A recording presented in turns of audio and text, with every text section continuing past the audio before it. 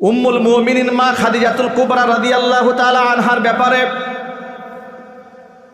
এই বিতর্কিত বক্তা মন গড়া কথা বলে মা খাদিজাতুল কুবরার ব্যাপারে এমন একটা বাজি উক্তি করেছেন, আল্লাহর কসম আমাদের কলিজা ফেটে চৌচির হয়ে গেছে। এই ভদ্রলোক কোরআনে কারিমের তাফসীর মাহফিলে বসে মা খাদিজাতুল কুবরা রাদিয়াল্লাহু তাআলা আনহার নামটা এত তুচ্ছ তাচ্ছিল্য করে উচ্চারণ করেছেন। সামান্যতম ঈমান যাদের কলিজার মধ্যে আছে, নবীর মোহাব্বত, সাহাবায়ে কেরামের মোহাব্বত, নবীর স্ত্রীদের মোহাব্বত যার কলিজার মধ্যে আছে, সে এটা সহ্য করতে পারবে না।